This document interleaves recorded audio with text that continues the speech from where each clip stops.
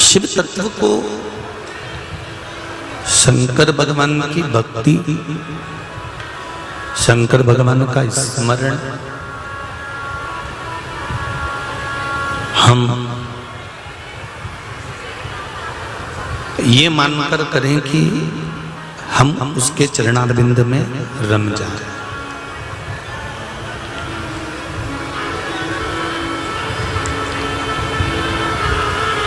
वो कहते हैं ना, चारों वो कहे सारे तीर्थ धाम आपके चरणों में, चरणों में। हे भोलेनाथ प्रणाम आपके चरणों में। दुनिया के सारे तीर्थ, दुनिया के सारे व्रत, दुनिया की सारी साधना, दुनिया का सारा नियम, दुनिया का सारा उपवास, दुनिया की सारी उपासना, साधना, नियम सब शंकर से चालू होते हैं और शंकर पे ही विराम होते हैं। शिव से चालू हुए और शिव पर ही विराम।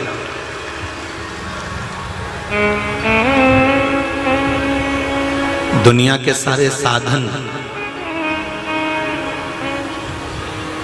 माता के गर्भ में थे तो एक पिंड रूप में थे। माता के गर्भ में एक पिंड के रूप में थे, एक पिंडी के रूप में, और मरे उसके बाद भी केवल एक राख का ढेर बनकर आखिरी में पिंड बनकर समाप्त हो गए।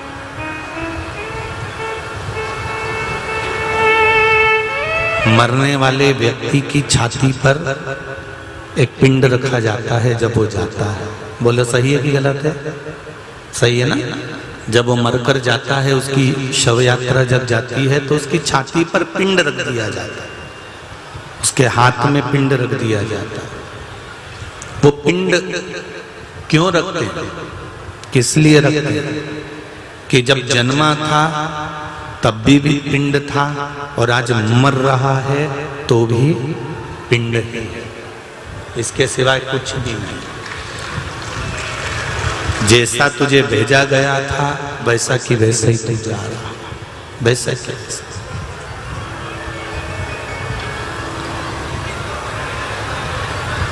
सबसे पीछे का ब्लॉक थोड़ा आवाज बढ़ा दीजिए। जैसा तू पहले था वैसा की वैसा ही तू आ जा। खूब कपड़े बदल लो, खूब आप आभूषण बदल लो, खूब आप घर बदल लो, वस्त्र बदल लो, पर मेरे देवादिदेव महादेव से प्रार्थना करना कि जिस सनातन धर्म में हमारा जन्म हुआ वो सनातन धर्म हमारा अटूट विश्वास के साथ में दृढ़ भाव में रखा रहे, बना रहे। शंभु शरणे मांगू घड़ी रे दुख कारो, दया करी दर्शन आपको, दया करी दर्शन आपको। हम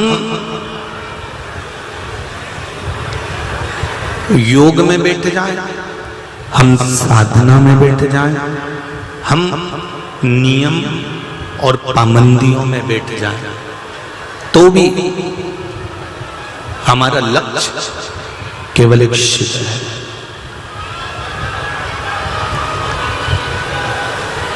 तैंतीस कोटि देवी देवता, देवव्रत, देवों के देव, अधिदेव, महादेव में समाये हुए हैं। 33 कोटि देवता। एक बात आप लोगों से कहना चाहेंगे, यहाँ लक्ष्य संस्थान ने और खेड़ापति सरकार ने बहुत सुंदर व्यवस्था कर रखी है। जीतू पटवारी जी भी पूरी कथा के टाइम लगभग सभी दूर घूम रहे हैं। एक निवेदन आप सभी से रहेगा कि बहुत 9 बजे से 8 बजे से 7 बजे से आप लोग जगह संभाल कर बैठते हो। जो बाद में आते हैं उनसे निवेदन है कि व्यवस्था को बिगाड़ो मती। 3 घंटे की कथा है, उसमें आधा घंटा तो मूछ वाले भैया ले जाते हैं, 2.5 घंटा बचता है, उसको श्रवण करो, दिल से सुन लो उसको। कितने दिन की कथा और बची है? कल और परसों, मात्र 2 दिन और बचे। सावन का महीना, शिव महापुराण की कथा, और वो भी माँ अहिल्या की नगरी, जो माँ अहिल्या अपने हाथ में शिवलिंग लेकर बैठती है, ऐसी पावन धरा पर कथा सुनने को मिल रहा है। और क्या चाहिए? जो अमूल्य समय है, जो अमूल्य समय है, उसको थोड़ा सा खींच कर रखो।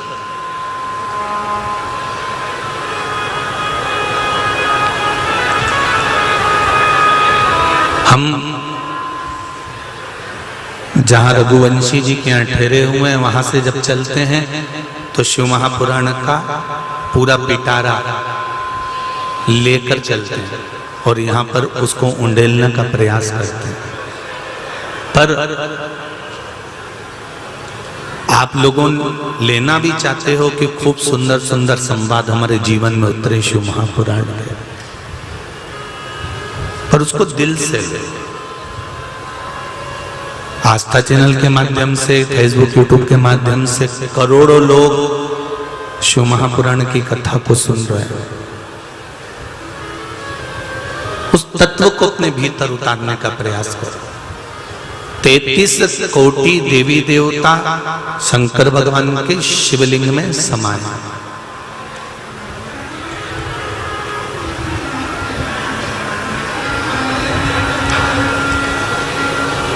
अब एक बार हमने ये प्रसंग कह दिया कि 33 कोटि देवी देवता शंकर भगवान के शिवलिंग में समाये, तो किसी ने कहा कि गुरुजी ऐसे कैसे कह सकते हैं कि सारे देवता एक लिंग के अंदर भगवान शंकर के स्वरूप के अंतर्गत शिवलिंग के अंदर समाये? किसी देवी देवता का नाम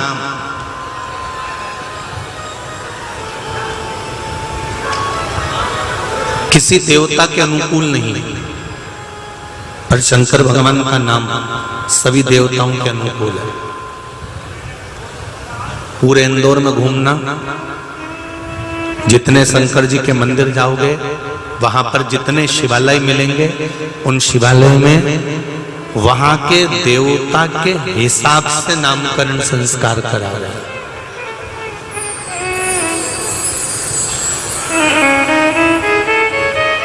जैसे इंद्र ने पूजन करी तो इंद्रेश्वर महादेव। कौन से महादेव? इंद्रेश्वर। कुबेर ने पूजन करी तो कुबेरेश्वर महादेव।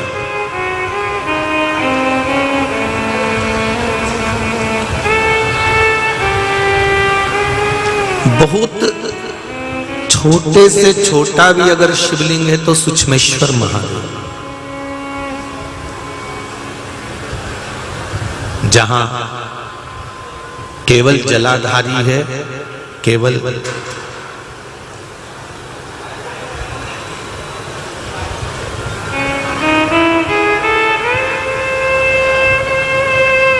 जलाधारी, ऊपर शिवलिंग नहीं है, तो नाम आ जाता है रिक्तेश्वर महादेव। क्या नाम आ गया? रिक्तेश्वर महादेव। केवल जलाधारी।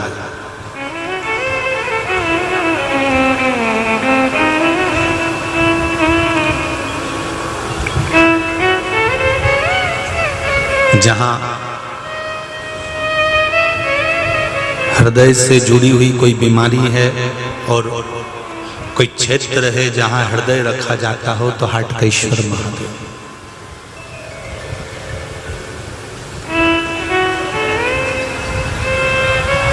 चंपारण में विराजे, जहां पर श्रीमद् वल्लभाचार्य जी का प्रागट्य हुआ। श्रीमद् वल्लभाचार्य जी की पावन धरा, जहां पर श्रीमद् वल्लभाचार्य जी का प्रागट्य हुआ चंपारण्य में, तो वहां पर विराजे तो श्री चंपेश्वर महादेव हो गए।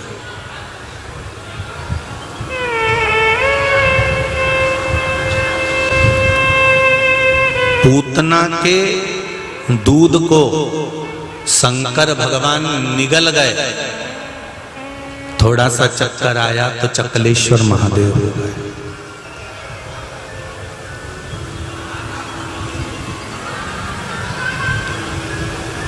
छुप कर बैठ गए इसलिए गुप्तेश्वर महादेव हो गए। योग साधना में बैठ गए तो योगेश्वर महादेव हो गए।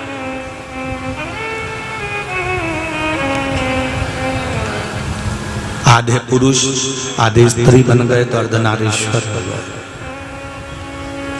गोपी के वेश में पहुंच गए तो गोपेश्वर महादेव हो गए। शिव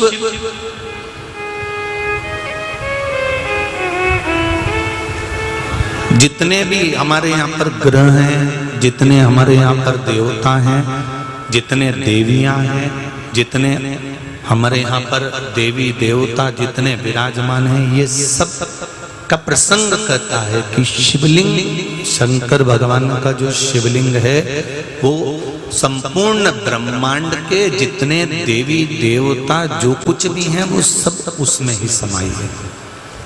इसलिए कहा जाता है जिसको अपने कुल देवता का नाम नहीं मालूम हो, जिसको अपने कुल भैरव का नाम नहीं मालूम हो, जिसको अपने कुल देव का नाम नहीं मालूम हो, और वो सारी दुनिया में दूसरों से पूछता फिर रहा है कि हमारा कुल देवता कौन होगा, हमारी कुल देवी कौन होगी, तो उनसे निवेदन है किसी से मत पूछो, शंकर को अपना कुल देवता मान लो और देवी को अपनी कुल देवी मान लो, माता पार्वती।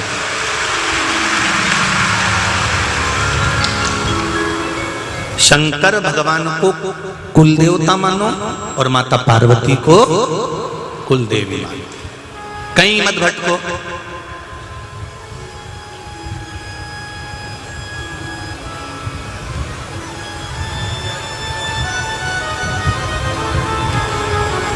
बहुत विवाद होता है। जेठानी कहती है हम तो पहले ये वाली कुल देवी मानते थे, देवरानी ने ये वाली कुल देवी मान ली, उसने ये मान लिया, उसने ये कह दिया, उसने ये बोल दिया। हमें भटकना नहीं है। सनातन धर्म मार्ग से भटकाने का काम नहीं करता, सनातन धर्म मार्ग पर लाने का कार्य करता है।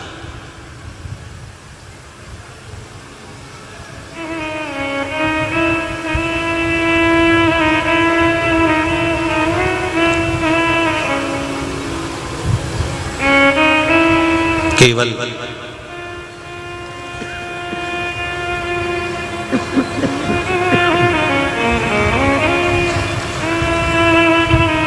सनातन धर्म आपको मार्ग की ओर लेकर जाने का प्रयास करता है। कभी भी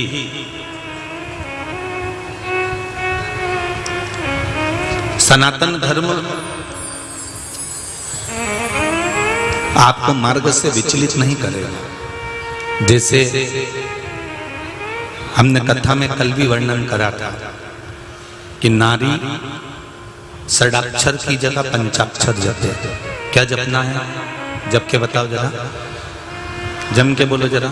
नमः शिवाय, ओम नमः शिवाय, नमः शिवाय, नमः शिवाय। जैसे नमः शिवाय पंचाक्षर मंत्र को, पुरुष वर्ग षडाक्षर मंत्र को ओम नमः शिवाय, या शिव महापुराण का मंत्र श्री शिवाय नमस्तुभ्यम, या राम नाम, कृष्ण नाम, 12 अक्षर मंत्र ओम नमो भगवते वासुदेवाय।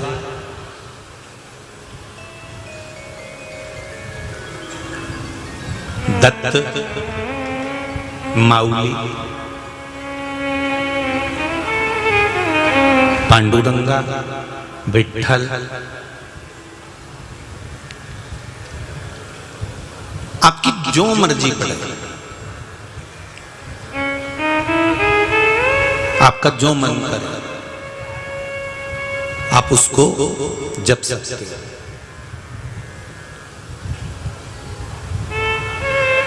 पर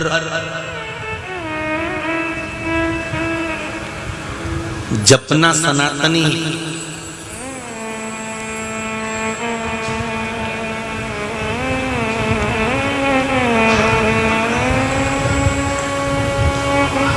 कई लोग प्रश्न खड़े कर देते हैं, गुरुजी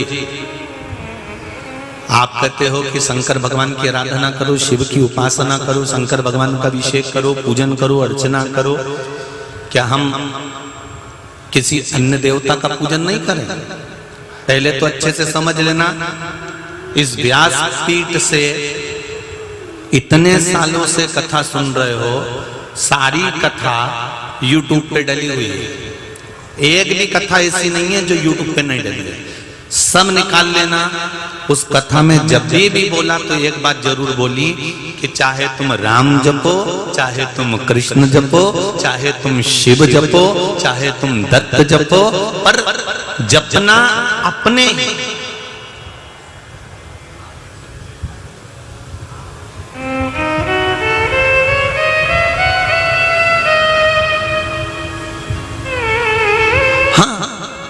किसी किसी में रुचि ज्यादा हो जाती है, किसी किसी को ठाकुर जी की सेवा में ज्यादा रुचि हो जाती है, किसी को देवी जी की सेवा में ज्यादा रुचि हो जाती है, किसी को भगवान भोलेनाथ की सेवा में ज्यादा रुचि हो जाती है,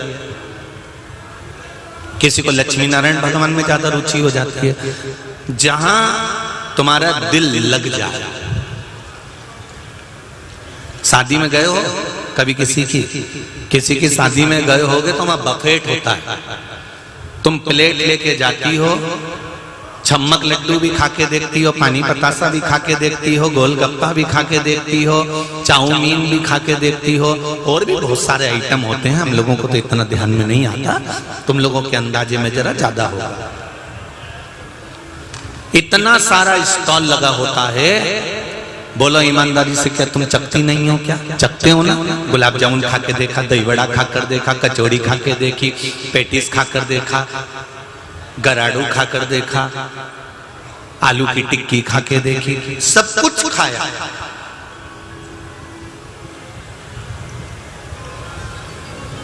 पर कोई कोई चीज ऐसी होती है जो आपको बहुत अच्छी लगती है, तो बोलो जम के, वो केवल एक ही प्लेट खाओगे?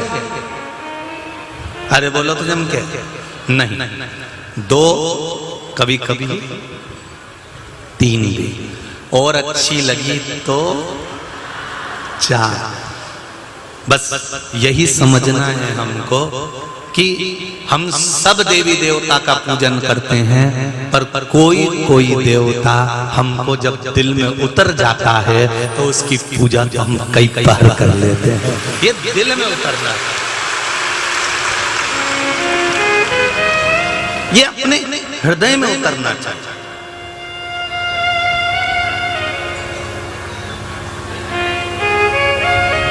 जब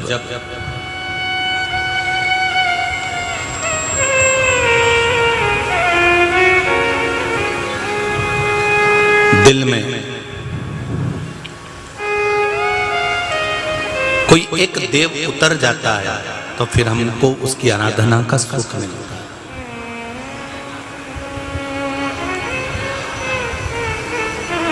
पूरी दुनिया में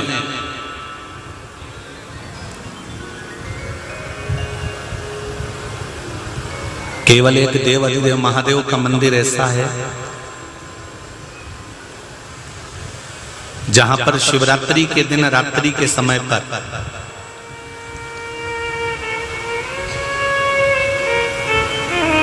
मृतिका को लाकर, मिट्टी को लाकर शिवलिंग का निर्माण किया जाता है।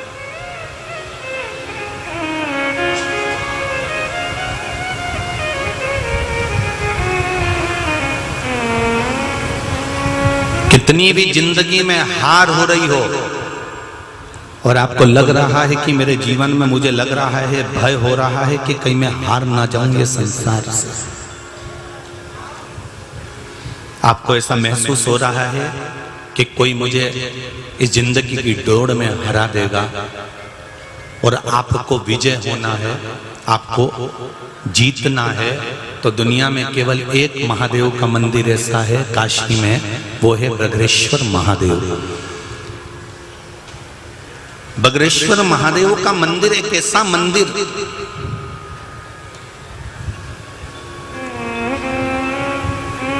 जहां 12 महीने की कोई सी भी शिवरात्रि को आप दर्शन के लिए चले जाओ और वहां की मिट्टी रात के समय पर ही, शाम के समय पर ही उठाना पड़ती है।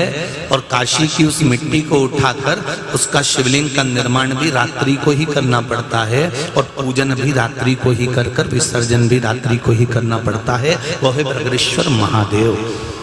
पूरी दुनिया में विजय दिलाने वाला, संपूर्ण राष्ट्र को अगर विजय दिलाने वाला है तो वो केवल एक देवाधिदेव महादेव है, बगरेश्वर महादेव है।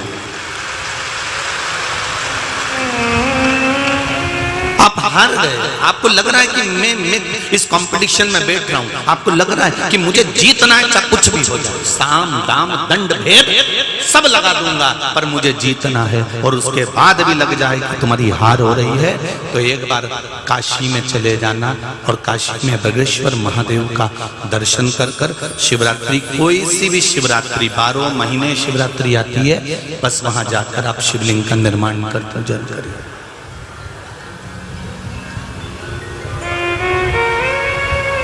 शिव महापुराण में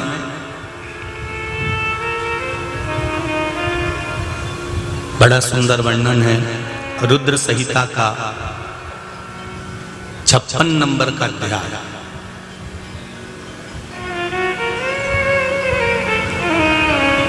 गीता प्रेस गोरखपुर की शिव महापुराण का 416 नंबर का पेज।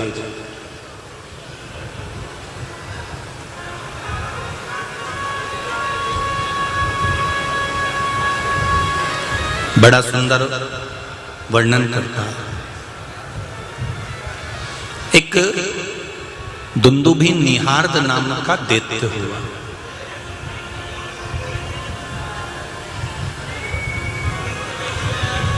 और ये दुंदुभी निहार्द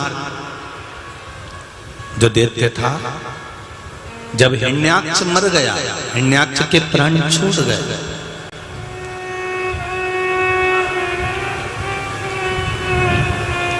दिति रोने लगी, मेरा पुत्र हिरण्याक्ष मर गया, मेरा पुत्र का अंत हो गया, मेरा पुत्र समाप्त हो गया, मेरा पुत्र मारा गया। दिति की आंख में आंसू भरा हुआ।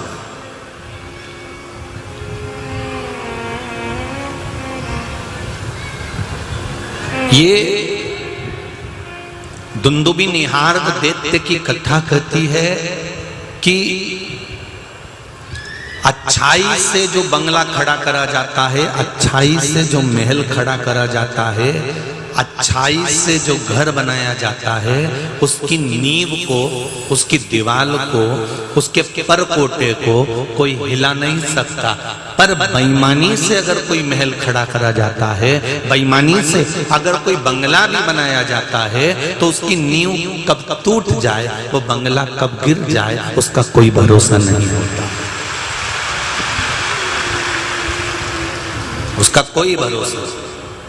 इसलिए मत बुरे कर्म कर बंदे, मत बुरे कर्म कर बंदे, वरना पछताएगा, भगवान की आंखों से तू बच नहीं पाएगा, तू बच नहीं पाएगा।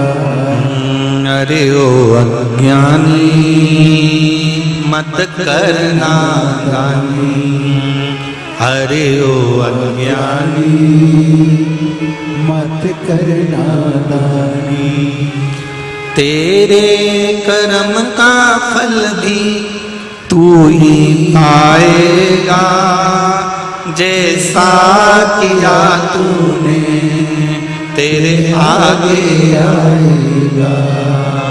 मत बुरे कर्म कर बंदे, मत बुरे कर्म कर बंदे, वरना पछताएगा।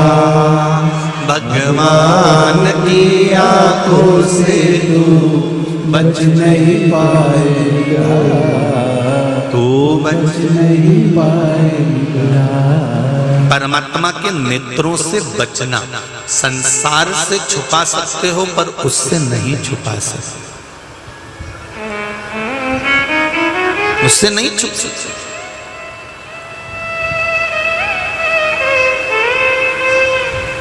भाई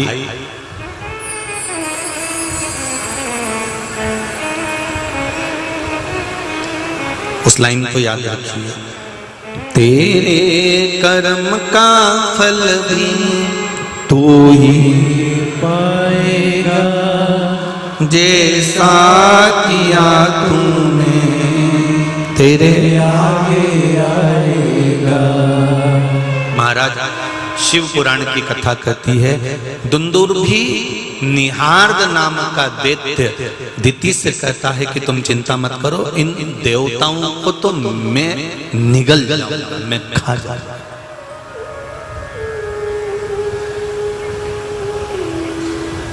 आप चिंता मत करो।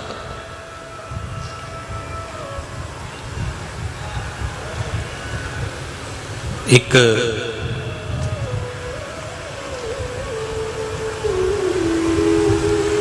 जब कोई व्यक्ति अच्छे मार्ग पर चलता है ना,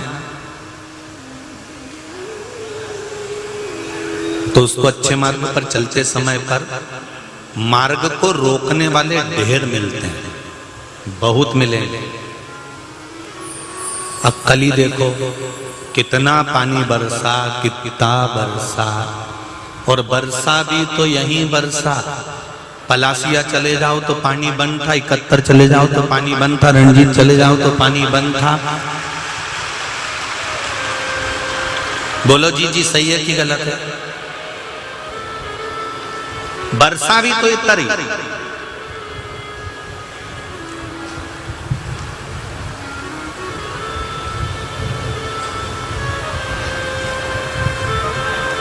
अब पूरे इंदौर को छोड़ के यहीं बरसना था, पर भगवान को भी मालूम था यहाँ जितने तप कर रहे हैं, साधना कर रहे हैं, 3 घंटे तक जो एक जैसा आसन लगाकर शिव महापुराण की कथा सुन रहे हैं, भगवान सोचता है इनकी जरा परीक्षा तो लूं, ये भागे कि बैठे। और जितने यहाँ बैठे उतने वो पीछे बैठे थे, छाता लगा लगा कर खड़े रहे और जल वृष्टि लगातार होती रही। धन्य है रे जीजियों और धन्य मेरे भाइयों। गजब गजब आपकी भक्ति और गजब आपका विश्वास। बस मेरा यही निवेदन है, शंकर जी के मंदिर जाते रहना, शिव का स्मरण करते रहना। ये मत सोचना कि शंकर भगवान ने हमारा ये काम नहीं किया तो हम शंकर भगवान के मंदिर नहीं जाएंगे, भगवान ने हमारा ये काम नहीं किया तो हम मंदिर नहीं जाएंगे। आप लोभ और लालच से शंकर की आराधना मत करो, आप लोभ और लालच से शिव मंदिर मत जाओ। आप तो ये मानकर जाओ कि जैसे बहू सास के कमरे में हमेशा जाती है, सेवा करती है, झाड़ू लगाती है, बुआरी लगाती है, एक ना एक दिन सास का दिल जब खुश हो जाता है तो वो कुछ ना कुछ दे ही देती है। तुम शिव के मंदिर जाते रहो, उसकी मर्जी होगी तब वो दे दे, उसका मन होगा वो दे दे। तेरे मंदिर में आना मेरा काम है और मेरी बिगड़ी बनाना तेरा काम। आप तो एक लोटा जल शंकर भगवान को चढ़ाते रहो। ये नहीं कि हमने तो इतने दिन चढ़ाया था, हमने 3 महीने चढ़ाया था, हमने 4 महीने चढ़ा कर देख लिया, हमने 2 बार पशुपति व्रत करके देख लिया, हमने 6 बार पशुपति व्रत करके देख लिया, हमने ये कर देख लिया। नहीं, आप तो उसके दरवाजे पर जाते रहो। आप उसकी भक्ति करते रहो।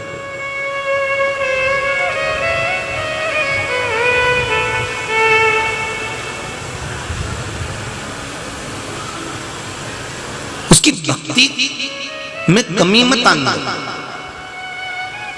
आप जाते दुंदुबी निहार्द दैत्य ने दिति से कहा, तुम चिंता मत करो, तुम्हारा जो पुत्र हिरण्याक्ष मरा है उसका बदला मैं लूंगा। और दिति ने पूछा, तुम कैसे बदला लोगे? तो दुंदुबी निहार्द ने कहा, माताजी मैं संत, साधु, सन्यासी, तपस्वी, मुनि, ब्राह्मण और भगवान के जितने भक्त हैं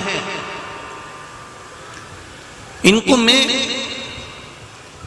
व्याघ्र बनकर जाऊंगा और खा जाऊंगा।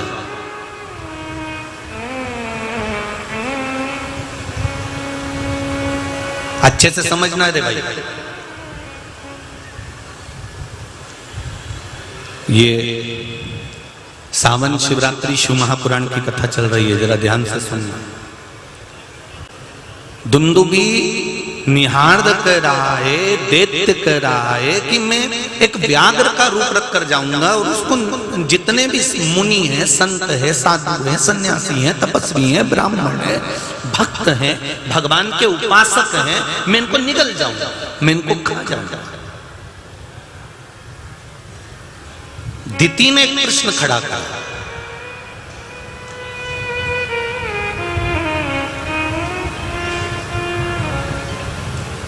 कि इन राक्षसों को संतों से, साधुओं से, सन्यासियों से, मुनियों से, तपस्वियों से, भक्तों से, ब्राह्मण से, इन असुरों को, इन दैत्यों को, इन राक्षसों को इनसे तकलीफ क्या? ये दूसरों को नहीं मारते थे तो मुनियों को। तुम खुद रामायण का सीरियल देखा कि नहीं देखा तुम लोगों ने? वो रामानंद सागर जी की रामायण आई थी ना, कोरोना में भी चली थी, देखी थी? जहां मुनि यज्ञ करते थे, संत यज्ञ करते थे, साधु यज्ञ करते थे, तपस्वी यज्ञ करते थे, भक्त बैठते थे, वहीं पर वो मांस लाकर पटक देते थे, वहीं रक्त लाकर पटक देते थे, वहीं बेकार काम करते थे। मुनियों को मारना, संतों को मारना, साधुओं को मारना, तपस्वियों को मारना, भक्तों को मारना, ब्राह्मण जन को मारना, ये सब वही करते थे।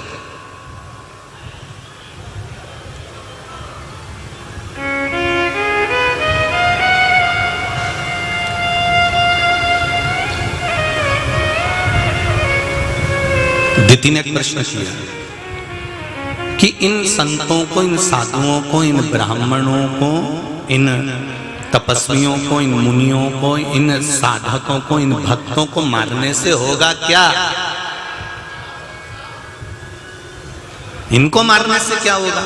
तो कहा इनको मारने से एक काम होगा, जब मुनि यज्ञ नहीं कर पाएंगे, सन्यासी संत तपस्या नहीं कर पाएंगे, ब्राह्मण पूजन पाठ नहीं कर पाएंगे, भक्त भगवान का भजन नहीं कर पाएंगे, तो देवताओं को इनके द्वारा जो भाग दिया जाता है वो मिलेगा नहीं, और देवताओं को नहीं मिलेगा तो देवता दुर्बल हो जाएंगे, और दुर्बल हो जाएंगे तो फिर हम जाकर उनका संहार कर देंगे,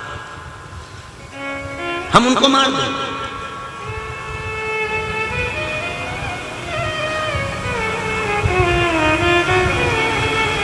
पहले भी संत, ब्राह्मण, साधु, सन्यासी, तपस्वी, मुनि और भक्तों के पीछे दैत्य राक्षस पड़े रहते थे, और जैसे पहले पड़े रहते थे आज भी बहुत सारे राक्षस संत, साधु, सन्यासी, तपस्वी, साधक, मुनि, ब्राह्मण जन, भक्त जन के पीछे पड़े ही रहते हैं। आप प्रैक्टिकल करके देखना मेरी बहनों, मेरे भाई, यहाँ बच्चे बैठे हैं, बेटा बेटियां बैठे हैं, कभी प्रैक्टिकल कर देखना। आप टॉकीज जाओगे, फिल्म देखने के लिए टॉकीज में पहुंचे, सिनेमा घर में पहुंचे, कोई तुमसे नहीं टोकेगा, कोई तुमको अपशब्द नहीं कहेगा। तुम शॉपिंग मॉल में घूमते रहो, कोई तुमको नहीं टोकेगा, ना कोई तुमको कमेंट्स करेगा। तुम चौराहे पे बैठकर गप्पे लगाते रहो, कोई तुमको कमेंट नहीं करेगा, कोई तुम्हें नहीं टोकेगा। पर जिस दिन मेरे ये जवान नवयुवक बेटा बेटी मंदिर के अंदर एक लोटा पानी चढ़ाने जाएंगे तो दोस्त टोकना प्रारंभ कर देंगे। तुम चौराहे पर बैठकर गप्पे मारो, कोई नहीं टोकेगा, तुम्हारे दोस्त एक शब्द नहीं कहेंगे। तुम सिनेमा घर में टाइम पास करो, तुम्हारे दोस्त एक शब्द नहीं कहेंगे। तुम शॉपिंग मॉल में जाकर खूब घूमो, तुम्हारे दोस्त कभी कुछ नहीं कहेंगे। तुम कहीं पर भी जाओ, तुम्हारे दोस्त कभी कुछ नहीं कहेंगे।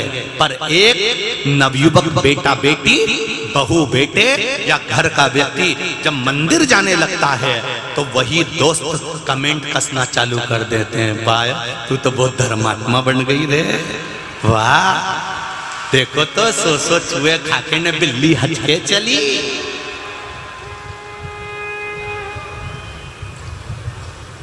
कमेंट्स करना प्रारंभ, और तुमको अंदर से इतनी गिलानी होने लगती है ना, फिर तुम धीरे धीरे मम्मी अब मैं नहीं जाऊंगी शंकर जी को बेलपत्र चढ़ाने, मैं मूंग चढ़ाने जाऊंगी और मेरी फ्रेंड देखेगी तो मम्मी अब मैं नहीं जाऊंगी, लोग हंसते हैं मेरे को देखकर। ये दुनिया की रीति है, मंदिर जाने वालों को लोग देखकर हंसते हैं, ये दुनिया की रीति है। धर्म के पथ पर चलने वालों पर लोग उंगली उठाते हैं, ये दुनिया की रीति है। आप जब अच्छा काम करोगे तो दुनिया के लोग आपका पांव खींचना प्रारंभ कर देंगे। गलत जगह पे जाओगे तो कोई नहीं रोकने वाला।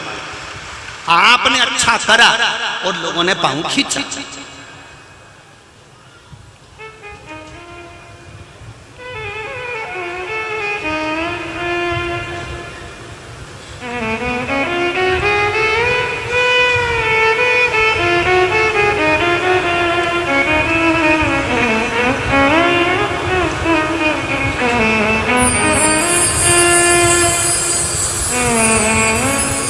हमारे एक परिचित हैं,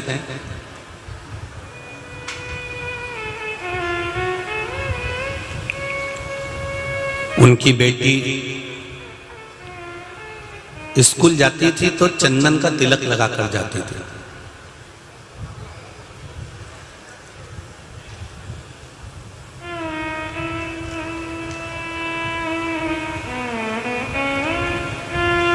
बच्चे हंसे, उसने पापा से कहा, उन्होंने हमसे कहा गुरुजी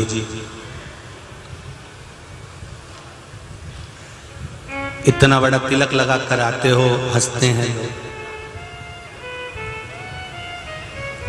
हमने एक ही बात कही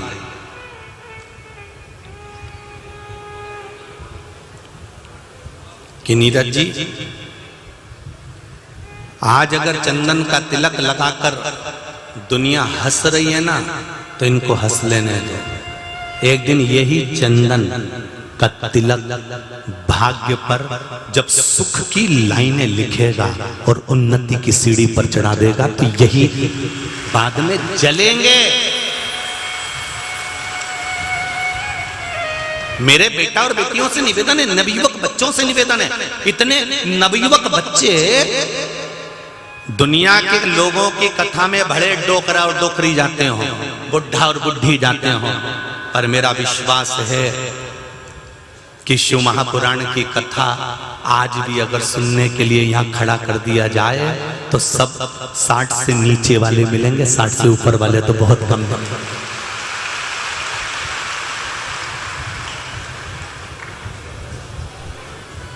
चंदन का तिलक, भस्म का तिलक, मंदिर का दरवाजा अगर आज पकड़ लिया, तुम्हारे बेटे और बेटी ने एक लोटा जल चढ़ाना आज से शुरू कर दिया, मंदिर का द्वार उसने पकड़ लिया, भगवान के चरण पकड़ लिए, और जिसने बाल्यावस्था से भगवान के चरण पकड़े हैं उसको फिर दुनिया के चरण पकड़ने की जरूरत नहीं पड़ी। प्रहलाद जी को देख लो, ध्रुव जी को देख लो, मीराबाई को देख लो, कर्माबाई को देख लो, मुक्ताबाई को देख लो, रामकृष्ण परमहंस को देख लो, स्वामी विवेकानंद जी को देख लो, चैतन्य महाप्रभु जी को देख लो, श्रीमद वल्लभाचार्य जी को देख लो, श्रीमद रामानुजाचार्य जी को देख लो, श्रीमद निम्बार्काचार्य जी को देख लो। दुनिया के जितने जितने साधु सन्यासी तपस्वी संत साधक हुए, इन्होंने बाल्यावस्था में जब भगवान के चरण पकड़े हैं तो इनको फिर दूसरे के चरण पकड़ने की जरूरत नहीं पड़ी। दुनिया के लोग दूसरे के चरण जब पकड़ते हैं, भैया हमारा ये काम कर देना, भैया हमारा ये काम कर देना, भैया हमारा ये काम कर देना। अगर तुमने शंकर के चरण पकड़े होते तो तुम्हें किसी भैया के चरण पकड़ने की जरूरत नहीं पड़ती।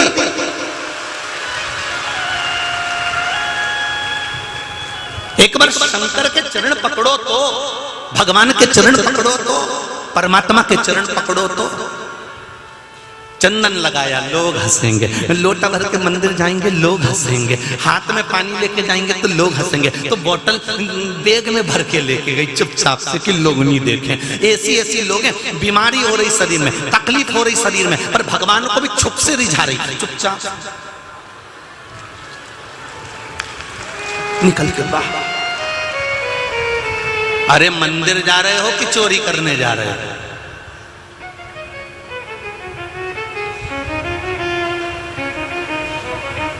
जब भी किसी मंदिर में जाओ, चाहे राम मंदिर में जाओ, चाहे कृष्ण मंदिर में जाओ, चाहे शिव मंदिर में जाओ, चाहे गोवर्धननाथ मंदिर में जाओ, चाहे वेंकटेश मंदिर में जाओ, चाहे शंकर जी के भूतेश्वर मंदिर में जाओ, छाती ठोक कर जाना कि हम सनातनी हैं। चंदन सिर पर है, गले में रुद्राक्ष की माला, और गले में रुद्राक्ष पहनकर सामने वाला कुछ बोले तो भद्राक्ष करने का दम भी ये भारत की माताएं रखती है। रुद्राक्ष गले में धारण कर कर भी भद्राक्ष करने का दम रखती हूँ। इतनी सामर्थ्यता मुझ में है। मैं शंकर की उपासना करती हूँ, मैं राम और कृष्ण की उपासना करती हूँ। मुझे कोई डोला दे या कोई मुझ पर उंगली उठा दे, उसकी सामर्थ्यता चाहिए। मेरे भारत की माताओं हो, झांसी की रानी युद्ध के मैदान में अपनी संतान को कंधे पर बांधकर युद्ध में कूद जाती है। उसके कभी झांसी की रानी का चित्र देखना, उसके मस्तक पर भी चंदन का तिलक देखोगे। भारत के जितने योद्धा वीर हुए उनके मस्तक पर भी चंदन का तिलक देखोगे। तिलक तो हमारी गरिमा बताता है, तिलक हमको वीरता का। इसलिए पहले के योद्धा लड़ने जाते थे तो उनकी धर्मपत्नी माथे पे, अरे बोलो तो जम के, क्या लगाती थी? तिलक लगाकर भेजती थी। जय तिलक लगाया, जा अब कूद जा। तो पति कहता था मैं तो युद्ध के मैदान में चले जाऊंगा और यहाँ तू अकेली रहेगी। इतने में धर्म पत्नी कहती थी एक तलवार मैंने आपको हाथ में दी है, दूसरी तलवार अभी मेरे पास में है। अगर आंख उठाकर देखा तो ये तलवार जो मारी जाएगी यहाँ से भेज दिया जाएगा। घबराने की जरूरत नहीं है। माँ अहिल्या की नगरी के निवासी हो जी तुम। इस माँ अहिल्या की नगरी को चारों तरफ से घेर लिया गया था, अकेली पड़ गई थी माँ अहिल्या, अकेली। तब एक कोने में शंकर भगवान का शिवलिंग लगकर माँ अहिल्याबाई ने शंकर जी से पूछा था आज अकेली हूं। तो अहिल्याबाई को आकाशवाणी होकर सूचना मिली कि तेरे साथ शिव है और तू आज अकेला कह रही है। अहिल्या, जिस दिन से तू जन्मी थी उस दिन से कभी अकेली नहीं रही। संसार का मनुष्य जिस दिन से जन्म लेता है मरते तक अकेला नहीं रहता। शिव उसके साथ।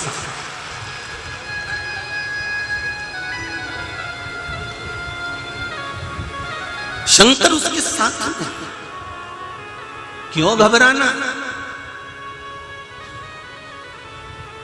मंदिर जाएंगे लोग हंसेंगे, पूजन में जाएंगे लोग हंसेंगे, शंकर की आराधना करेंगे लोग हंसेंगे, शिवरात्रि के दिन शिवलिंग बनाएंगे लोग हंसेंगे। दुनिया का काम है हंसना, दुनिया का काम है उंगली उठाना, दुनिया का काम है कमेंट्स पर कमेंट्स करना। अपना काम है चलते जाना। एक मेंढक की कथा आती है। एक मेंढक का ग्रुप था, उसमें एक मेंढक बेचारा बहरा था। एक मेंढक बहरा, उसे लोग बहरा बहरा कहते थे। एक पेड़ के ऊपर मेंढक चढ़ने लगा,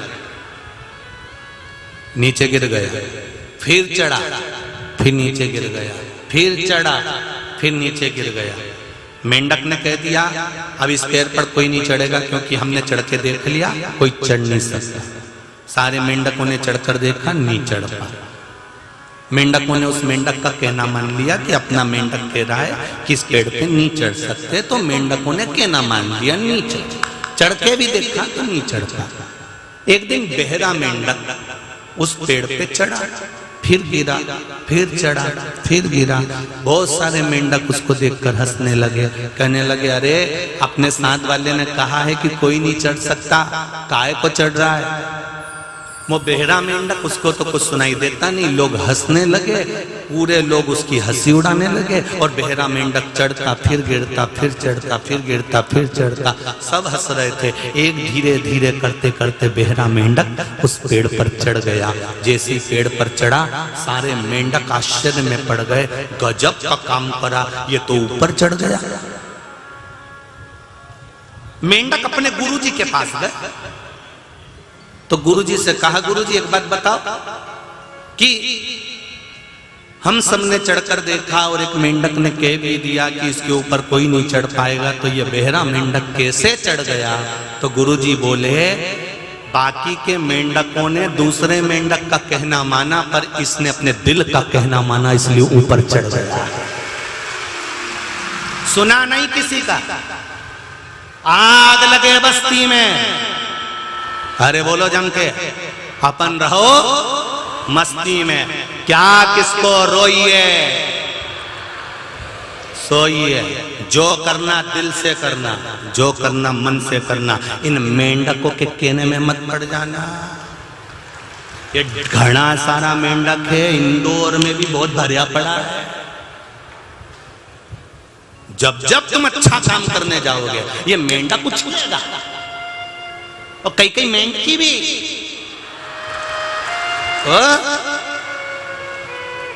ये भी उछले। तुम चली पूजन करने और पीछे से मेंढकी भाई बोली, बताओ। हाँ,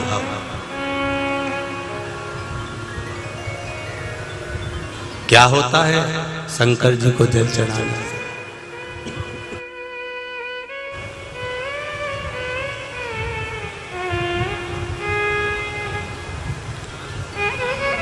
क्या होता है शिव जी की आराधना करने से?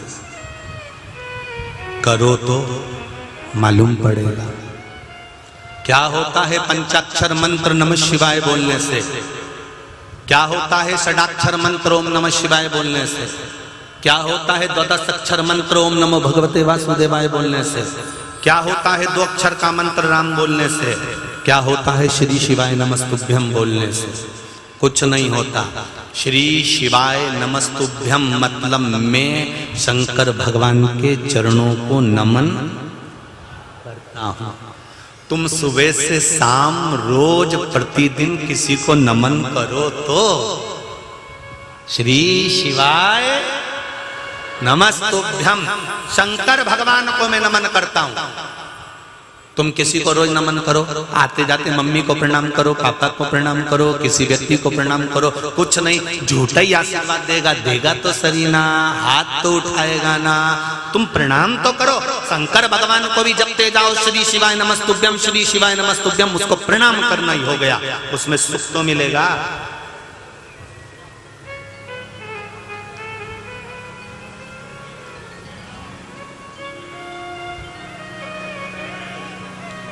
जपो तो दैत्य, दुंदुबी निहार, ब्राह्मण, साधु, सन्यासी, तपस्वी, संत, महात्मा, जोगी, भक्त, इन सब को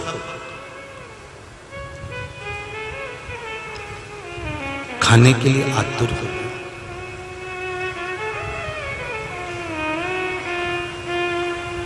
इनको मैं समाप्त कर दूंगा दिति से का। जब भक्त नहीं रहेंगे तो भगवान को भोग नहीं मिलेगा, उनका भाग नहीं मिलेगा, तो देवता दुर्बल हो जाएंगे। इस दुंदुबी निहार्द ने व्याघ्र का रूप रखा, शेर का रूप रखा, खाना चालू कर दिया। अपने नगर के जितने संत, साधु, सन्यासी, तपस्वी, साधक, उपासक, मुनि, ब्राह्मण, भक्त जितने थे सबको खा गया। अब इसको सूचना मिली,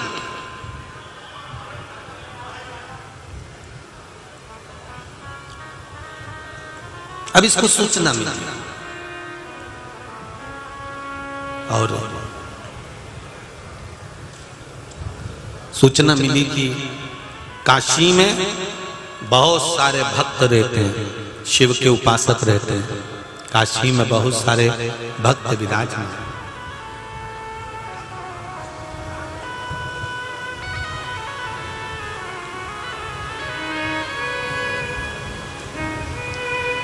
तो इसका मन में आया कि मैं भी जाऊं,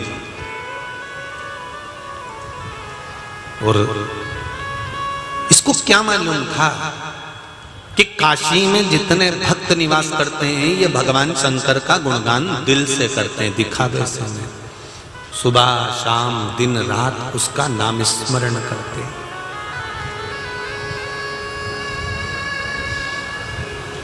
भगवान ओ घरदानी त्रिकालदर्शी कैलाशी अविनाशी शिव, उसकी भक्ति दुंदुभी निहार्द देते चला काशी।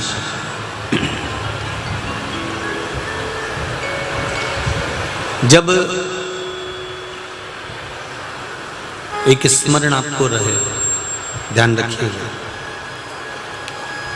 जब आपको लग रहा है कि मेरे बेटा बेटी, मेरे बेटा बहू या मेरे परिवार का सदस्य ठीक राह पर नहीं जा रहा, सही जगह पर नहीं जा रहा, तो पीपल के वृक्ष के नीचे, जिस पीपल के वृक्ष के नीचे कोई देवता का मंदिर ना हो या कोई स्थान ना हो या कोई मूर्त ना हो, आपको लग रहा है कि मेरे बच्चे भटक गए, मेरे बच्चों ने मार्ग भटक गए और सही मार्ग पर नहीं जा रहा, तब आप पीपल के वृक्ष के नीचे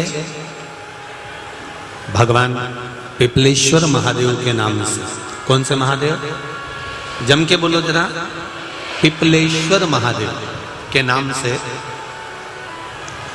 प्रदोष की प्रदोष काल में आप पीपल के वृक्ष के नीचे भगवान को पिपलेश्वर महादेव के नाम से दीप लगाना प्रारंभ कर दो। और एक बात का स्मरण रहे आपको, आप पिपलेश्वर महादेव के नाम से जब दिया लगाएं तो आपके स्मरण में रहना चाहिए कि मेरे जो बच्चे गलत मार्ग पर जा रहे हैं, मेरे जो बच्चे परिवार के लोग गलत पथ पर जा रहे हैं, वो उनका मार्ग, हे पिपलेश्वर महादेव आप उनका मार्ग सुलभ करें और उसको सतमार्ग की ओर लेकर आए।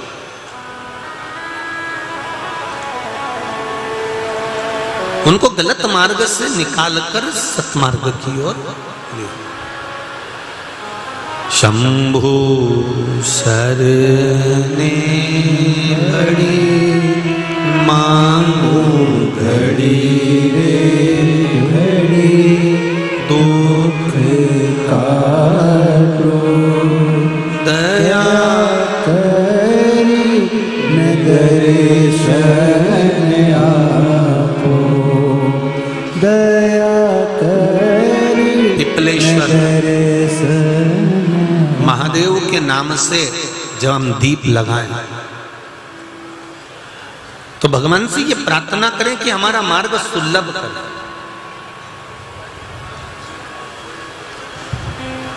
हमारे बच्चे गलत मार्ग की ओर चले गए हैं, उनका मार्ग सुधार दीजिए, उनका मार्ग सवार दीजिए। महाराज दुंदुभी निहार्द नाम का दैत्य काशी गया और उसको मालूम पड़ा कि काशी में बहुत सारे भक्त हैं, बहुत सारे संत हैं, साधु हैं, सन्यासी हैं, तपस्वी हैं, साधक हैं, उपासक हैं, और इतने सारे संत साधु सन्यासी तपस्वी और भगवान शंकर के इतने भक्त जब मुझे मिलेंगे मैं इनका भक्षण कर जाऊंगा, मैं इनको खा जाऊंगा। दिति को कहकर दुंदुभि निहार दैत्य काशी चले गए।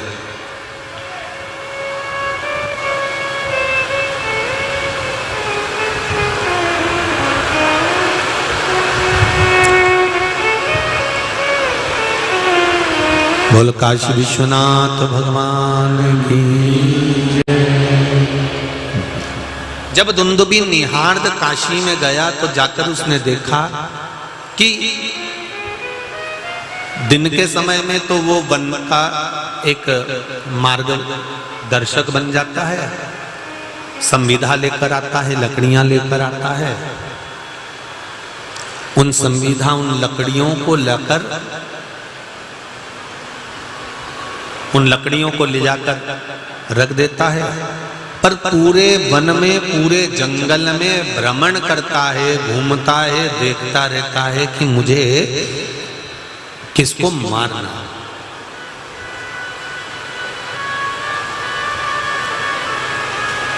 वन का मार्गी बनकर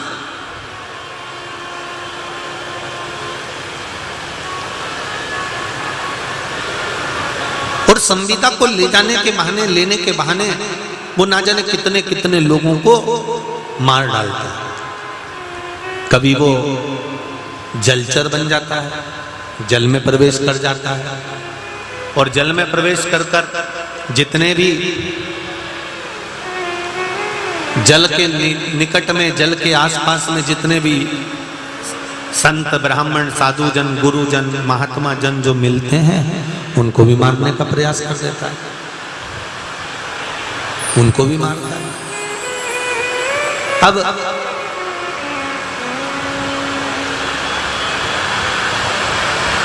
महाराज शिव महापुराण की कथा कह रहे हैं, भगवान शंकर का संवाद कर रहे हैं। शिव महापुराण की कथा कर रहे हैं। जैसे ही रात होती है वो व्याघ्र का रूप रख लेता है।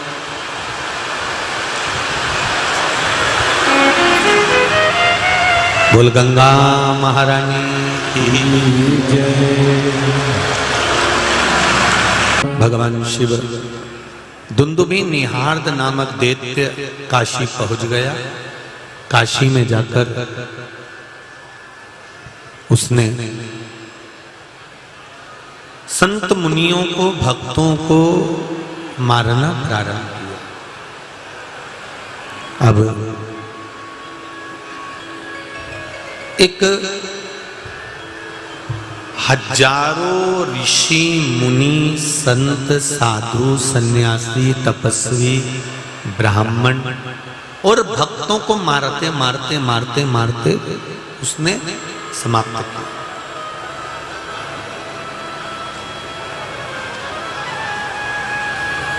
शिवरात्रि का दिन था, महीने की शिवरात्रि थी। एक भक्त जो महीने की शिवरात्रि के दिन पार्थिव शिवलिंग का निर्माण करने के लिए मिट्टी लेने के लिए बाहर गए। अब देखिएगा जरा, कहते हैं श्रावण महीने के अंदर ये दुंदुभि निहार्द को मारने के लिए भगवान जो प्रकट हुए थे, और इस दुंदुभि निहार्द का भगवान ने जो अंत करा है, उसको समाप्त करा है, इसकी कथा व्याघ्रेश्वर महादेव की कथा जो दिल से सुन लेता है, भगवान कहते हैं स्वयं शिव महापुराण की रुद्र संहिता का 56 नंबर का अध्याय कह रहा है कि जो इस व्याघ्रेश्वर महादेव की कथा को सुन लेता है, भगवान उसके जीवन में सारी राहों को खोल देता है। ये व्याघ्रेश्वर महादेव की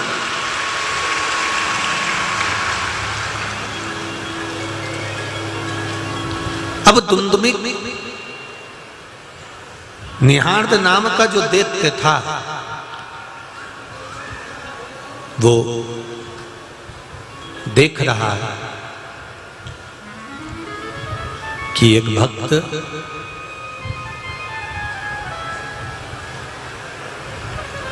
शिवरात्रि का दिन, इसको नहीं मालूम क्या शिवरात्रि है, इसने तो क्या देखा कि इतना जल बरस रहा है, इतनी जल वृष्टि हो रही है, इतना पानी गिर रहा है, इतना पानी। और देखो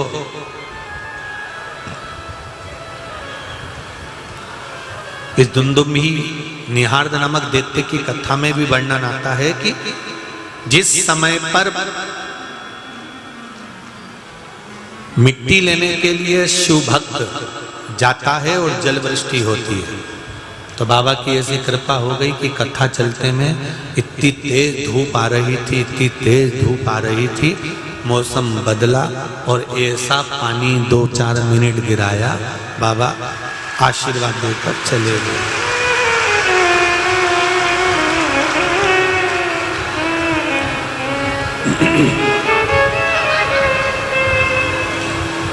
अब दुंदुभी निहार्द ने देखा कि दुंदुभी निहार्द क्या देख रहा है कि एक शिव भक्त, शंकर भगवान का उपासक, शंकर भगवान का भक्त मिट्टी लेने के लिए जा रहा है।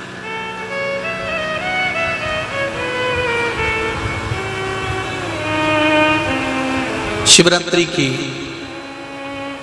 सुंदर दिन था, जलवृष्टि हो रही थी, शाम पड़ गई थी। वो मृतिका लेने के लिए, मिट्टी लेने के लिए गया। दुंदुभी निहार्द मन में सोच रहा है कि जैसे ये मिट्टी लेकर आएगा और मैं इसको खा जाऊंगा। व्याघ्र का रूप, शेर का रूप रखकर बैठा हुआ, भयंकर रूप रखकर। अब चला शिव भक्त और शंकर भगवान का भक्त मिट्टी को ढूंढने लगा। अभी आपको कथा में कहा था कि काशी में एक शिवलिंग, व्याघ्रेश्वर महादेव का एक शिवलिंग ऐसा है काशी में जहां पर हारता हुआ व्यक्ति भी जीवन में, चाहे जिंदगी में कितना भी हार गया हो, चाहे जीवन में कितना भी परास्त हो गया हो, एक बार किसी भी शिवरात्रि के दिन रात्रि में जाकर भगवान शंकर के पार्थेश्वर शिवलिंग का वहां पर निर्माण कर पूजन कर लेता है तो जिंदगी में वो कभी हार नहीं सकता, उसकी विजय निश्चित होती है, उसकी विजयता निश्चित है।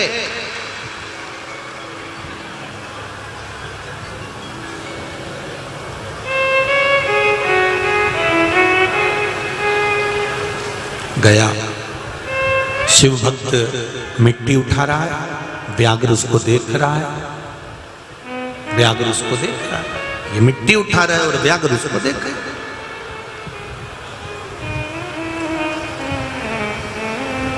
कल कथा में कहा था आपको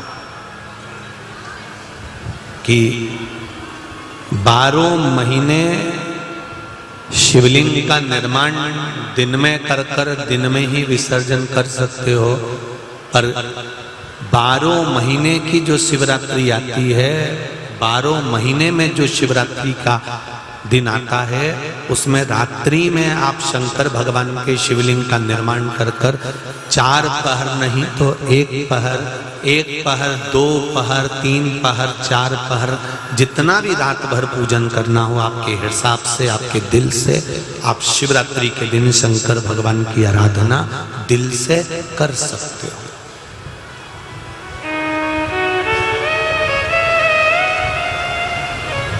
दिल से कर सकते। प्रत्येक महीने की शिवरात्रि आती है, बोलो आती कि नहीं आती? हर महीने आती है शिवरात्रि। प्रत्येक महीने की शिवरात्रि के आप शाम के समय, रात्रि के समय पार्थिव लिंग का निर्माण कर कर रात्रि को पूजन कर सकते, उसकी आराधना कर सकते। उसका नाम ही शिवरात्रि है। कौन सी रात्रि? जम के बोलो जरा, शिवरात्रि। शिवरात्रि का मतलब है कि रात्रि को भगवान को रिझाना है। रात्रि को 2 दिन ऐसे आते हैं, एक शिवरात्रि और एक साल भर में एक बार आती है हरतालिका तीज। हरतालिका तीज को दिन में पूजन होती है क्या? जम के बोलो, नहीं। हरतालिका तीज को तुम्हारे घर में शंकर जी का शिवलिंग है, उसकी पूजन होती है क्या? नहीं। हरतालिका तीज को पार्थिव शिवलिंग का निर्माण होता है। और पूजन कब करना रहती है? जम के बोलो जरा, रात को।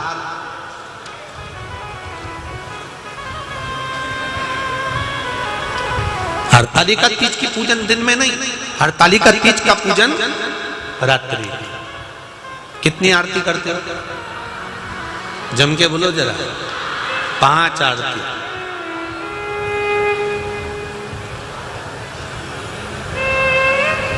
और कितना कितना उसमें लिखा हुआ है, कितना वर्णन करा हुआ है कि फल खाए तो बांदरी बने, दूध पिए तो बिल्ली, सोए तो अजगरी। कितना वर्णन लिखा हुआ उसमें। और कहा रात्रि के समय पर पूजन करो। हस्त नक्षत्र में हरतालिका मनाई जाती है और लोग उसकी आराधना करते हैं। हमारे सनातन हिंदू धर्म में, हमारे सनातन हिंदू धर्म के अंतर्गत शंकर की आराधना करने के लिए रात्रि का समय भी वर्णित किया गया। एक हरतालिका की रात्रि और एक शिव रात्रि। वैसे शंकर भगवान की आराधना करने के लिए कोई समय की मनाही नहीं है। सुबह से लेके शाम, शाम से लेके रात, रात से लेके सुबह। क्योंकि कोई ऐसा वहां हॉस्पिटल में लिखा रहता है कि मरने का समय सवेरे 9 बजे से 12 बजे तक है। बोलो, कहीं लिखा है? अरे बोलो तो, नहीं लिखा ना।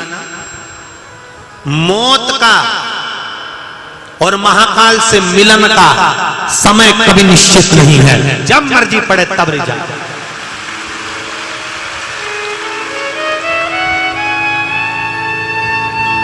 ना मौत का समय निश्चित है, ना महाकाल से मिलन का समय निश्चित है।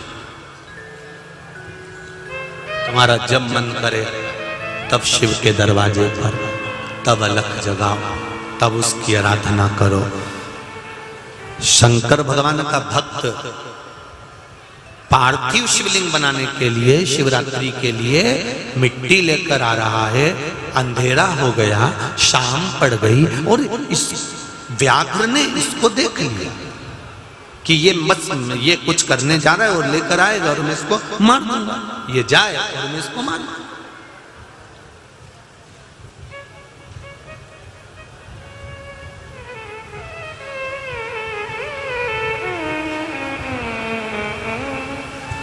अब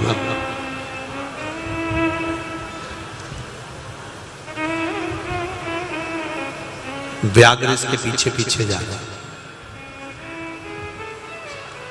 क्या देखा इसने?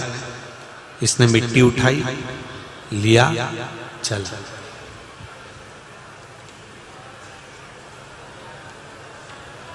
शिवलिंग का निर्माण कर रहा था। शंकर भगवान के शिवलिंग का निर्माण पहले भी आपको कथा में कहा, आज फिर कहते हैं। आप अपने घर में जब शिवलिंग का निर्माण करते हो या शिवलिंग बनाते हो तो शिवलिंग का निर्माण आप नहीं कर सकते। यह अपनी सामर्थ्यता नहीं है कि अपने शंकर भगवान के शिवलिंग का निर्माण कर लें। शिव पुराण कहती है शिवलिंग का निर्माण तो केवल एक माता पार्वती और उनकी सखी नंदी, ये 2 मिलकर भगवान शंकर के शिवलिंग का निर्माण करती है। हमारी सामर्थ्यता नहीं कि हम शिवलिंग बनाएं। ये आपकी और हमारी सामर्थ्यता नहीं है कि हम शंकर का गुणगान कर लें।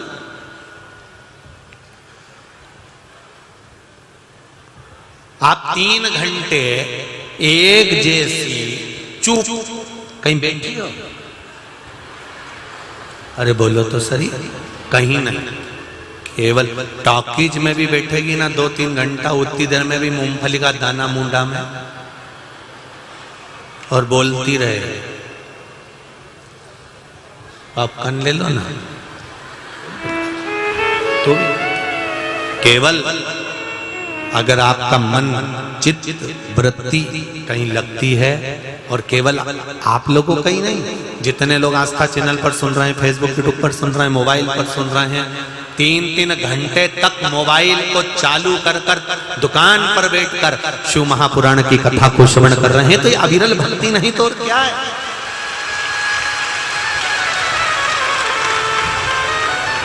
इसी को तो भक्ति कहते हैं, इसी को तो अविरलता कहते हैं। महाराज शिव पुराण कर रहे हैं, भगवान शंकर का संवाद कर रहे हैं, भगवान शिव की कथा कर रहे हैं। दुंदुभी निहार्द दैत्य ने देख लिया भगवान कि ये मृतिका लेने के लिए, मिट्टी लेने के लिए गया है और मिट्टी लेकर आ रहा है, ये शिव उपासना का ही तो फल है।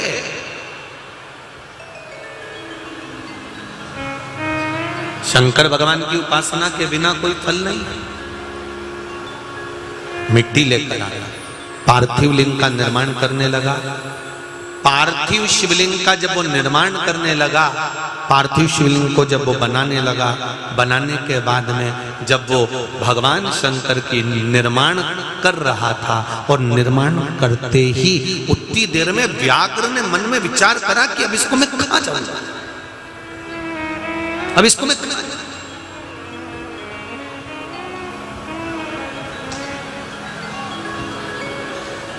अब मुझे इसको खाना,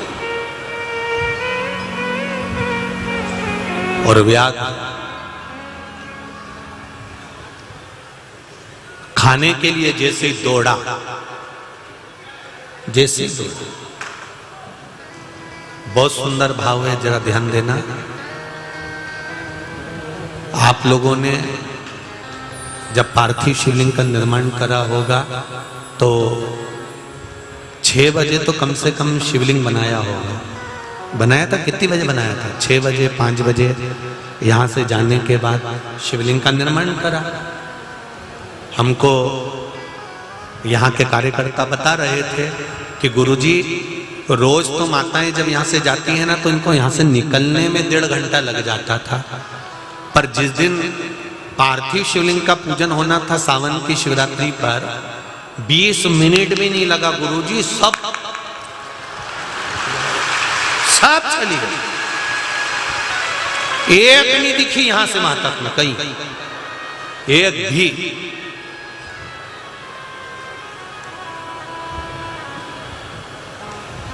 गजब। और कितना पानी बरस रहा है, कितना कीचड़ पानी हो रहा है, लोग अपना घर छोड़ के नहीं जाएं, और तुम लोग कचरा जैसा भरा।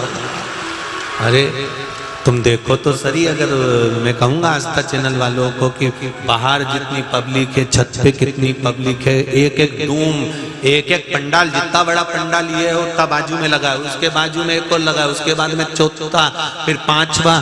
पंडालों को देखो तो सही, और पंडालों में जगह नहीं तो बाहर खड़े हुए हैं, हृदय रख रख कर, हृदय में आनंद रख रख कर। और बचे कुचे हैं तो मोटरसाइकिलों पे चढ़े बैठे हैं, और बचे कुचे हैं तो टेंट में, तंबू में, क्या क्या बोलूं, इधर फंसे पड़े हैं, आधे इधर फंसे हैं, जहां देखो वहीं पर चढ़ चढ़ के इधर उधर, सब दूर तुम ही तुम हो शंकर और कंकर, तुम सब में शंकर समा गया और कुछ सब में अविरल भक्ति।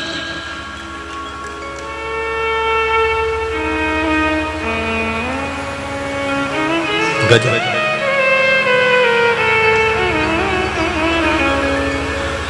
महाराज शंभो शरणे पड़ी मांगो घड़ी रे घड़ी दुख काटो दया करी दर्शन आपो दया करी दर्शन आपो। ये अविरल भक्ति है। अब दुंदुभिनी हार्द नामक दैत्य ने विचार करा कि इसको खा लेना चाहिए। शिवलिंग का निर्माण आप लोग अगर 7 बजे पूजन करें तो आपने 6 बजे बनाया, 5:30 बजे बनाया, 5 बजे बनाया, 4 बजे बनाया, किसी ने 3 बजे बनाया। शिव पुराण कहती है जिस समय पर हम पार्थिव शिवलिंग का निर्माण कर लेते हैं उस समय पर स्वयं मेरे देव अधिदेव महाकाल 12 ज्योतिर्लिंग छोड़कर उस लिंग के अंदर आकर विराजमान हो गए। समय की निश्चितता में हमने जैसे ही शिवलिंग बनाया, हरतालिका तीज के दिन आप लोग पूजन करते हो तो जो माताएं बालू का शिवलिंग बनाती हैं, पार्थिव शिवलिंग बनाती हैं, पाटे के ऊपर थाली में बड़े सारे परात में जो बनाती हैं वो पहले से बना लेती हैं। आधा घंटा, 1 घंटा, 2 घंटा पहले से, 3 घंटा पहले से बना के रख लेती हैं, अर्थात शिव उस स्थान पर आ जाता है। एक पत्र में आया, देखिए,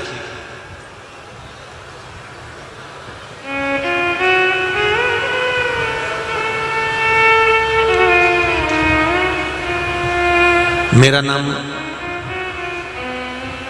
रोडवाल, पति का नाम कमल जी रोडवाल है। मेरा नाम पूजा रोडवाल और पति का नाम कमल जी रोडवाल है। पीतमपुर जिला धार से हूँ। कहीं बैठी हो तो हाथ हिलाइएगा। पीतमपुर जिला धार से हैं। गुरुजी, मेरे बेटे को जब 1 वर्ष का था तब उसे 104 डिग्री से भी तेज बुखार आ गया था। तभी से धीरे धीरे मेरे बेटे की बोली और बुद्धि, वाणी भी चली गई और बुद्धि भी चली गई। मेरे पति ने और मैंने डॉक्टर को दिखाया। डॉक्टर ने बच्चे को देखा, सब इलाज किया, हमको कह दिया कि इसकी थेरेपी चालू करवा दो, इसकी वाणी और इसकी बुद्धि अब मुश्किल है।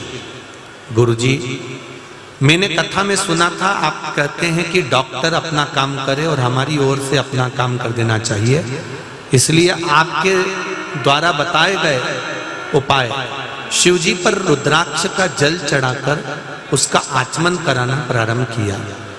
मेरे बेटे की वाणी के लिए बाबा से विनती करी, पशुपति व्रत भी किया। गुरुजी, मेरे भोले बाबा ने भोले भंडारी जो भंडार भरने वाला है उसकी करुणा तो देखो गुरुजी। जिस बेटे की वाणी 3 साल से नहीं थी, जिस बेटे की बुद्धि 3 साल से चली गई थी, डॉक्टर ने कह दिया था कि अब आएगी नहीं, ना वाणी आएगी ना बुद्धि आएगी। 3 साल से नहीं थी गुरुजी। मेरे बेटे ने सबसे पहला शब्द उस शंकर भगवान को चढ़े हुए जल से जो बोला वो शंकर ही बोला।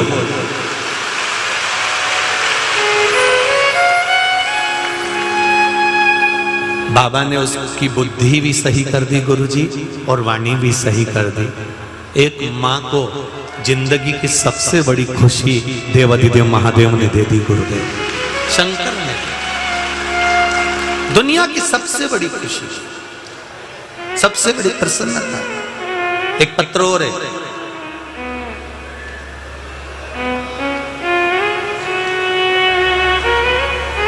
Sushila Bai Parmar, Ganga colony, Dhar road, Indore.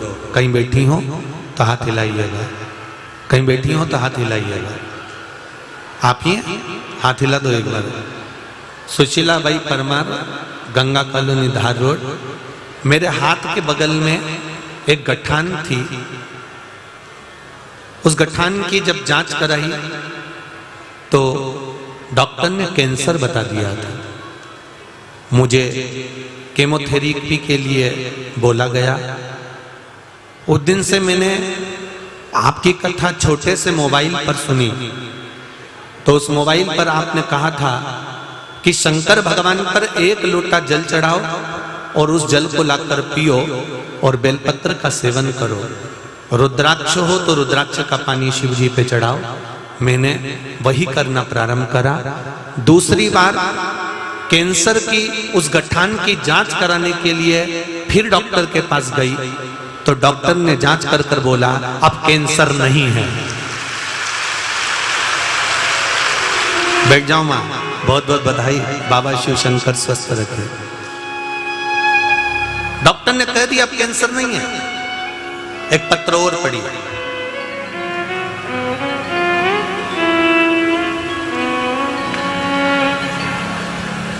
मेरा नाम पायल सुखाड़िया है, मैं प्रजापत नगर इंदौर से हूं। कहीं बैठी हूं तो हाथ उठाइएगा। पायल सुखाड़िया, प्रजापत नगर इंदौर। कहीं बैठी हो तो हाथ हिलाइएगा। आप ही हैं? हाथ हिलाइए। श्री शिवाय नमस्तुभ्यं। गुरु जी के चरणों में मेरा कोटि कोटि नमन। गुरु जी, शिव की महिमा का क्या बखान करूं गुरु जी। मेरी 2 बेटी है, एक 8 साल की, एक 3 साल की। वो कुछ बोल नहीं पाती थी। सब बोलते थे कि ये कभी बोलेगी नहीं। लोग उसको गूंगा कहते थे। जिसने जो बोला मैंने सारे उपाय करे गुरुजी, सारे देवी देवताओं को धोख लगाई, डॉक्टरों को दिखाया, पर मेरी बेटी बोल नहीं पाई गुरुजी। तब हमने आपकी कथा सुनना प्रारंभ किया और कथा सुन के हमने प्रतिदिन शंकर भगवान को जल चढ़ाना प्रारंभ किया और वो जल वहां से थोड़ा सा बचाकर लाई और बेटी को पिलाना प्रारंभ किया। गुरुजी, जल की ऐसी महिमा हुई कि मेरी बेटी बोलना सीख गई और उसकी वाणी आ गई। जो 8 साल और 3 साल से नहीं बोल रही थी वो बेटी ने बोलना प्रारंभ कर दिया। श्री शिवाय नमस्तुभ्यं। बैठो मां, बैठो। हर हर। तेरी कृपा बिना न हिले एक भी अणु, लेते हैं श्वास तेरी कृपा से तनो तनो।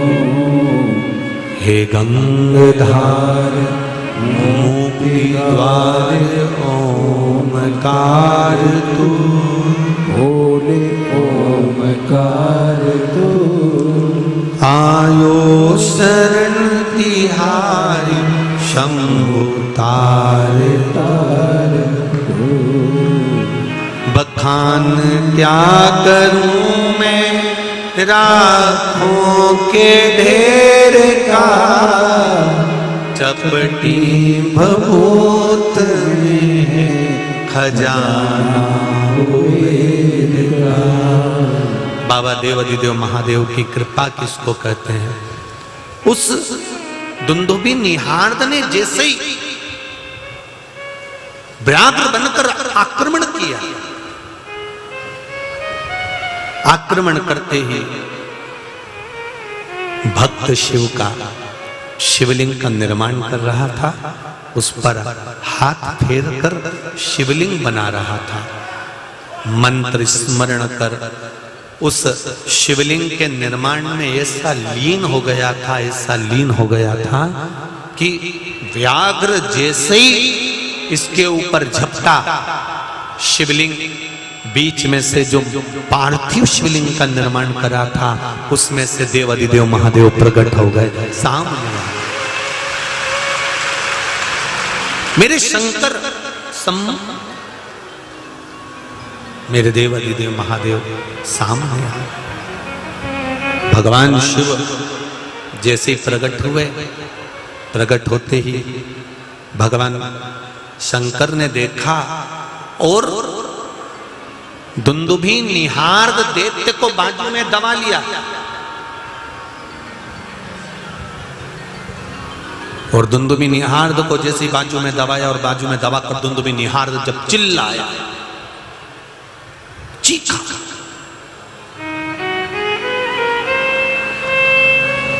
और जब चीखा, चिल्लाया, चीखने के बाद में जितने भी संत साधु सन्यासी तपस्वी साधक उपासक जो उपासना में लगे हुए थे, जो भक्ति में लगे हुए थे, शिवलिंग का जो निर्माण कर रहे थे, रात्रि के समय पर जो शंकर का निर्माण कर रहे थे, शिवलिंग बना रहे थे, वो सबकी सब एकत्रित हो गए। एकत्रित होकर उन्होंने जो देखा कि भगवान शंकर एक असुर को, एक दैत्य को बाजू में दबाए हुए हैं, उसके प्राणों को उसके प्राणों को हरा रहा। देखा, देखकर सबने स्तुति करी, भगवान देवाधिदेव महादेव से प्रार्थना करी, हे शंभु बड़ी कृपा करिए आप, जो इस दुंदुबी निहार्द नामक दैत्य को आपने मारा है, बाजू में दबाकर जैसे ही उसका संहार करने का भगवान शंकर बस विचार करा ही था, इतने में दुंदुबी निहार्द को भगवान ने प्राणों को हर लिया, और प्राणों को हरा, वो नीचे गिरा। जैसे गिरा, भगवान शंकर का भक्त शिवजी के चरणों में बैठकर प्रार्थना करता हुआ कहता है, भोलेनाथ, ना तो मैंने स्तुति करी, ना मैंने भजन करा, ना मैंने कीर्तन करा, ना मैंने मंत्र जाप करा, ना मैंने स्मरण करा, फिर भोलेनाथ आप एकदम प्रकट कैसे हो गए? शंकर भगवान ने कहा, सुनो, आपने जो शिवलिंग का निर्माण करा है, वो इस शिवरात्रि के समय पर करा।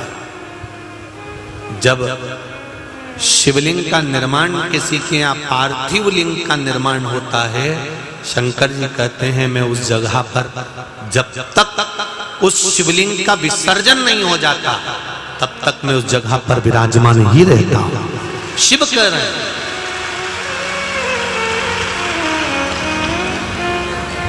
आपने क्या जपा, आपने क्या बोला, ये भगवान को मतलब नहीं है। भगवान कहता है दिल से तूने कैसे रिझाया, दिल से। वो कहे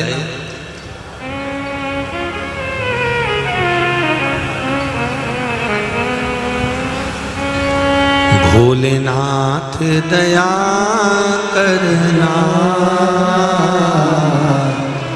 मैं तेरे भरोसे हूँ,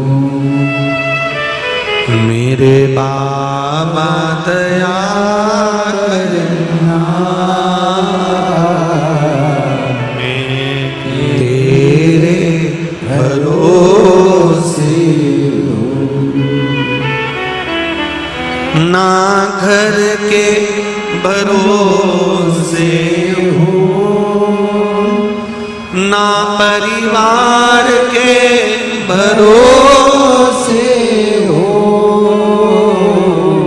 जब आप शंकर भगवान के ऊपर एक लोटा जल चढ़ाने के लिए जाएं, बेलपत्री चढ़ाने के लिए जाएं, एक चावल का दाना शिव जी को चढ़ाने के लिए जाएं, शंकर भगवान का गुणगान गाने के लिए आप जाएं, तब ये सोचकर मत जाना कि मैं किस पद पर हूँ, किस प्रतिष्ठा पर हूँ, मैं कहाँ हूँ। आप ये मानकर जाना कि भोलेनाथ दया करना, मैं तेरे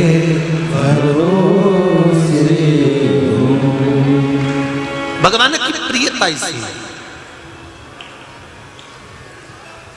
एक भक्त श्री जी के मंदिर में खड़ा था, भगवान के मंदिर में खड़ा था, नया नया मंदिर था, भक्त भी नया ही था। वहां पर पंडित जी ने एक स्तुति गाई कि श्री जी के चरण कमल में नयन मेरे अटके। आप लोग भी गाओ जरा एक बार, श्री जी के चरण कमल में नयन मेरे अटके। भक्त गा रहा था, सुन रहा था, उसने सुन लिया। शहर से वो गांव में गया। गांव में जाके उसने पंडित जी से कहा, पंडित जी आज मैं बहुत अच्छी स्तुति सीख कर आया हूं, बहुत जोरदार स्तुति सीख कर आया। शहर में गया था ना तो वहां से सीखी है मैंने। पंडित जी बोले जरा बोलना क्या स्तुति है। इसने हाथ जोड़ा। अब शहर में तो श्री जी का मंदिर था, गांव में शंकर जी का मंदिर था, तो ये शंकर जी की स्तुति गाना बैठ गया। शिव जी के नयन कमल में चरण मेरे अटके। अब स्तुति गाना थी, श्री जी के चरण कमल में नयन अटके। अब ये गा क्या रहा है, और वो भी शंकर जी के मंदिर में। क्या गा रहा है? शिव जी के नयन कमल में चरण मेरे अटके। बस इसने बोला और शंकर भगवान मंदिर में प्रकट हो गए। और शिव जी प्रकट होकर बोले तेरे हाथ जोड़ो दादा, तेरे हाथ जोड़ो।